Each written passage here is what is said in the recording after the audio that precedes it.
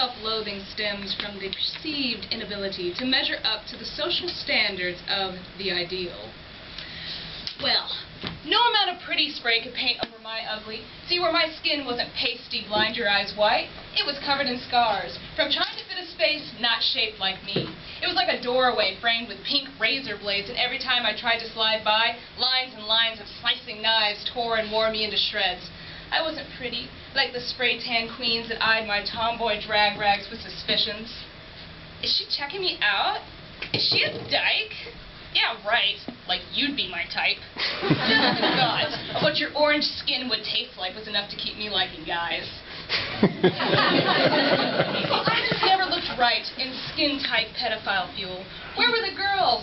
Climbing trees and scraping knees on concrete, with thoughts past the mall and eyes for more than guys. Ugly, scarred tomboy. Well, at least I could read more than 17 magazines.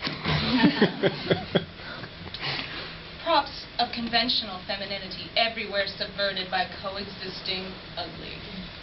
Well, how ugly was Radio? Brittany begged him to hit her one more time. Red leather catsuit in case we could forget she's toting tits. Strip, baby, strip. Barbie doll, tiara, mascara. Hit me, baby. Air fucking poles. That's all we are, ladies. Just holes for poles. All it took was luck.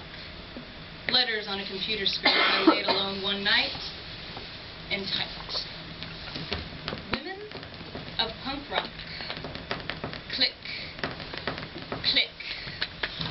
Don't need you to say we're cute. Don't need you to say we're alright. Oh, the hell's that? That sound, that loud-ass sound, it's so ugly. Women are sugar and spice, right? Barfing rainbows, pissing sunshine.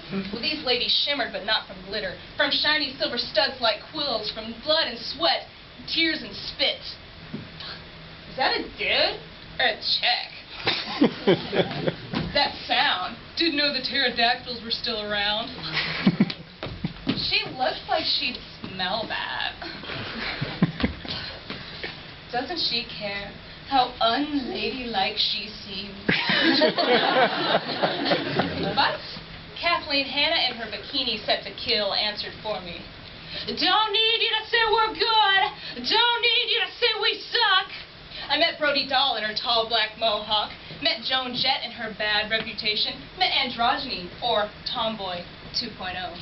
But most important, I saw scars. Pretty ugly scars like mine, except these weren't abscessing infested messes. No, these were stitched back up with guitar strings caked in blood, the perfect shade of pretty under punk rock stage lights. And as I watched fragments of myself transposed on stage, I saw other women who were not the ideal. And for the first time, realized they were just as beautiful. The raised razor edge of an old scar starts tingling. And I swear I wasn't dreaming when I saw a guitar string crawl up to stab through. And as the words of a coalition of women with wails for weapons reach a fever pitch in my ear, an army of strings coalesce across my body, stabbing through to tug tight and stabbing through to tug tight, lacing cuts up like skin corsets. See my surgery completed. It's an identity pieced from female sound waves. Now, I was never dug deep by a hole, but Courtney had a point when she said there's no power like her ugly. These stitches, these scars that bubble up with blood and pus, sure ain't ready for the runway. But I'd hang them on my wall. The agony and expectations and routines incites her to foray into ugliness. Foray they did. I saw bingers, purgers, cutters, sluts, borderliners, bitches, misfits, cunts, the shy, the meek, the broken, the toys, and nice suburban girl tomboys, all sharing one umbrella under the shitstorm. Now, what do I mean by ugliness? Well,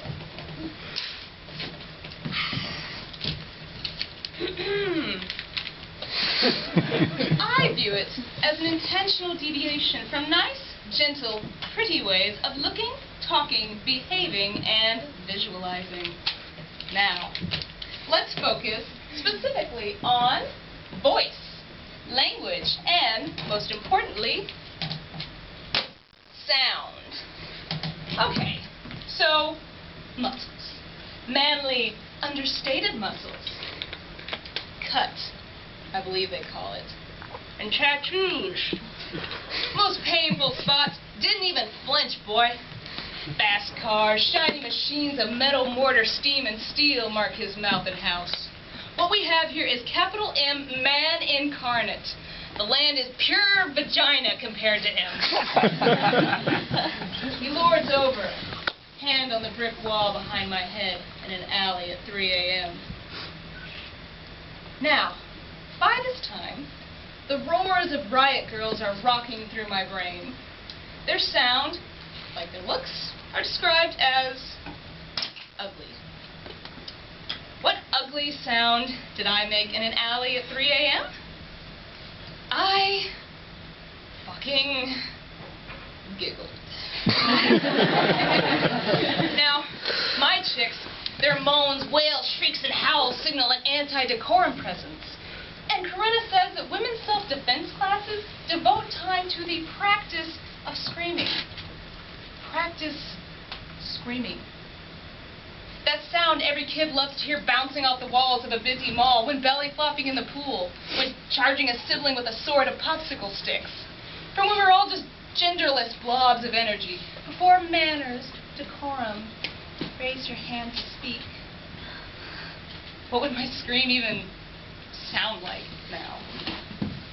Professional shrieker Diamanda Gallus said that she uses her voice like a gun. For her, ugly voice is a weapon forged from broken vocal cords.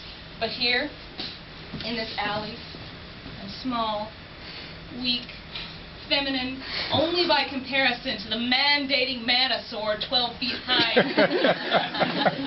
And if he is man incarnate, I must be girl. What is girl? Well, I'm an actress now in an all-too-tight girl costume. Corinna says that ugly voice and incoherent babble of girl rock disrupt language as we know it. How did I disrupt language in an alley at 3 a.m.?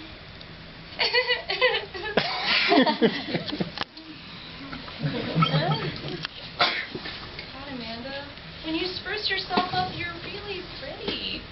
The pink heels crush my feet, the skirt rides up my ass, and I wobble as I walk. Hannah holds up a second skirt, shorter than the last, and Jess has strappy shoes to match. Out Skylar's mouth squawks, prom, prom, prom. Now, they had good intent. This was a few years before, and being 14, never having a date. Oh. I get hair. Let me do makeup. God, Amanda, if you walk a little more girly and dress a little more girly, you're really pretty. I mean, maybe if he saw you like that, he'd even change his mind.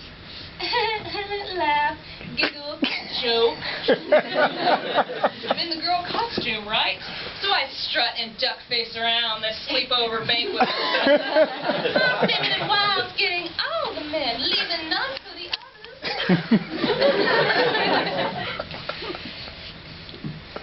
Maybe it's better this way. I mean, maybe this is the way to go. But I catch a glimpse of myself in the mirror. I don't even fucking know her. Well, maybe if I had Diamanda Gallus, or Kathleen Hanna, or Joan Jett, or even the used-to-be tree-climbing, knee-scraping me confiscating my vocal cords, they would have seen with one well-placed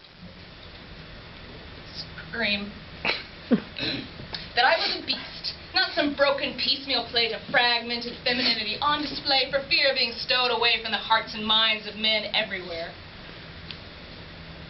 If I could just remember how to scream.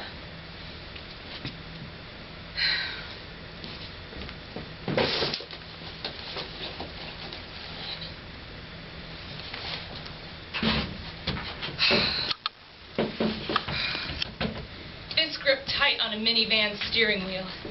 Can it go 80? 90? 145's the limit. Roll the windows down. What's January air feel like at this speed? Like words? Like sorry? Like I think it's time I just tried someone different. Oh, Mascara different. Skirts different. Fingers tracing through the naturally wavy curls of beach blonde hair after 2 years of split ends. Different.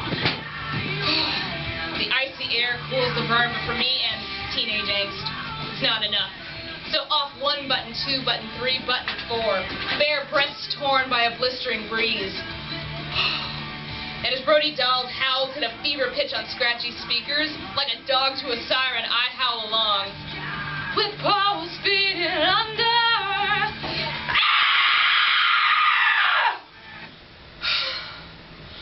Woo! And we weren't screaming recipes for the perfect lemon sorbet. No, it was the kind of scream in city alleys you don't walk alone at night. The kind that would made him and Fim and all along a sleepy West Texas town clamp their hands over their ears. Now, anything too pretty, maybe as phony as my onslaught of giggles. Ugly is not an insult. Ugly is not a label. It's a way to look, see, feel, hear, taste, sound, scream. Now, these girls, their sounds were ugly, but the gender norms are static. And scars, they may be ugly, but there's not one breed of lady, baby. We come in ugly, too.